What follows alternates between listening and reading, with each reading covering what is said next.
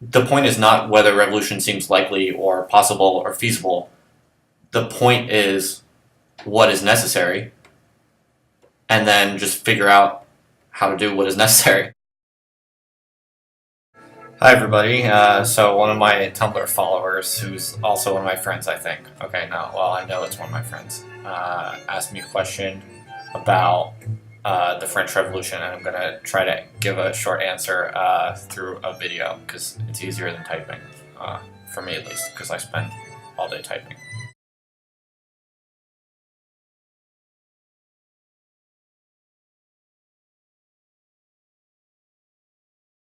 Okay, so my friend asks about comparing the French Revolution to today, to America in particular, with the implication that the situations on the face of it seem kind of similar, right?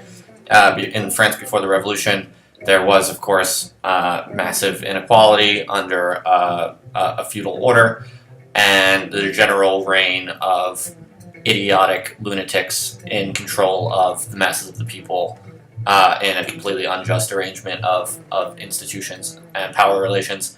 And what's also very reminiscent is the arrogance of the rulers today. It's reminiscent of the French Revolution because, just like Marie Antoinette before the French Revolution famously said, "Let them eat cake." She didn't care. She was naive to the real threat that actually was in store for her. And just like that, today, the rulers of the world, as symbolized by, Wall Street bankers who sit on their balconies as protests go by, are also similarly glib in a way that really reminds us of someone like Marie Antoinette. So, on the face of it, it seems like very similar situations. Shit's fucked up, people are getting pissed off, the rulers don't care, and it's only to their impending demise that they are arrogantly oblivious. But having said all of that, there are very significant differences today, and probably the most important among them is that the state in general is just a much stronger machine than it was in the late 18th century. Nowadays it is extremely sophisticated and has an extraordinary amount of power that it didn't have before. So one way you see this is, of course, just in kind of military power, right? If you think about the advancement of actual military technology, significantly more sophisticated and powerful today, but also just sort of the shape and size of the state itself. The state has actually become significantly more expansive and centralized also. In fact, in large part, the French Revolution was responsible for this. The French Revolution significantly sort of increased the size of the state and the states that would sort of follow in its mold. So the state today is a completely different beast, and it's in general just much more powerful and would be much harder to overthrow in the style of the French Revolution. So that's one of the key differences, and you see this in other more specific ways, like with surveillance, for instance, right? The state's sort of ability to monitor information and know what its population is doing is remarkably more sophisticated than it was during the French Revolution. So for people to even try to organize something like the French Revolution along those lines is basically unthinkable today, for the simple reason that they would be caught early on in the process and would be thrown in jail for the rest of their lives. So that's one really striking difference. That's kind of obvious, but rather deep if you think about it. That would prevent a similar kind of outcome, right? The other one is that it's important to remember that the French Revolution was what we would call a bourgeois revolution.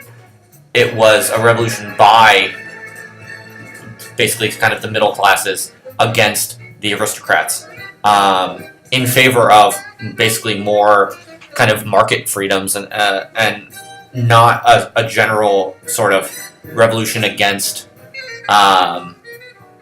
all established powers in favor of true equality and true justice. It was basically like, let's give the merchants more power to engage in trade unmolested by the aristocrats, and let's not have to pay all these taxes to the aristocrats that often the aristocrats don't even have to pay. So in some sense, it was a revolution that ushered in our current state of the world, not really a revolution against the state of the world, that in the way that we might think of a revolution against the state of the world. But finally, last but not least, I think that another huge difference today relative to the end of the 18th century at the time of the French Revolution is that I think as human beings we're just totally different in a lot of really crucial ways. In some ways I think we're objectively less capable of revolutionary politics or even kind of radical politics, both on the level of how we think and interact kind of emotionally and intellectually, and how we see the world, but also just in how we behave and our attitudes towards behavior. So what do I mean by this? I mean, for instance, trust in general has been on the decline for several decades.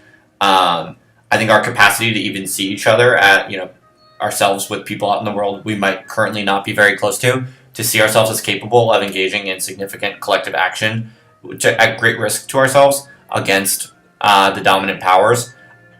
I think a lot has changed to make us simply less able to even see ourselves as capable of doing that kind of thing, let alone seeing revolution as possible.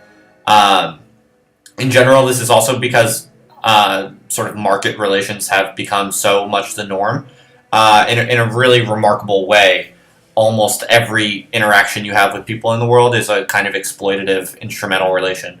You're either a buyer or seller. And the world has become so sort of suffused with exploitation and instrumental types of relations between people that we are literally, I think, kind of losing the capacity to imagine interacting with each other in a way that is actually just for the collective good. So there's less research on that, but that's sort of a large historical hypothesis that I really think there's a lot to that. So there's that. The question also asks about race. The implication being, is inequality in America more about race than it is about class or economic differences? And the question is certainly well placed in the sense that racism and white supremacy and sort of the exploitation of black people by white people in the United States is historically very acute and important in the history of the United States in particular. The United States, more than perhaps any other kind of advanced capitalist country, is really truly kind of built on the exploitation of black people by white people. And a lot of people do argue that race and racism historically has functioned to kind of divide the poor and working classes and to prevent them from really making revolution on the dominant, as sort of the racially dominant group gets some privileges relative to the racially dominated group that sort of buys off the poorer of the racially dominant group. And I think there's a lot of reason to believe that's true. Though, I mean, none of this says that the economic inequalities rampant in countries such as the U.S. are any less politically destabilizing or potentially revolutionary. And it certainly doesn't say that the economic inequalities, are any less potent or less important. I mean, this is exactly why there's no conflict between anti-racism and the fight against white supremacy and anti-capitalism or kind of the fight against economic inequality. You have to overthrow white supremacy to overthrow the economically dominant. So ultimately, are we anywhere near having a revolution similar to the one in France at the end of the 18th century? Almost certainly not. But revolution always looks different in different times and places. The point is not whether revolution seems likely or possible or feasible. The point is what is necessary, and then just figure out how to do what is necessary. So revolution is absolutely necessary. Now we just have to figure out what revolution has to look like today for it to actually bring about our liberation. And that's for us to figure out. If the old type of revolution doesn't seem possible, then fuck it. Just make a new kind of revolution. That's what I'm trying to do. And I invite you to also.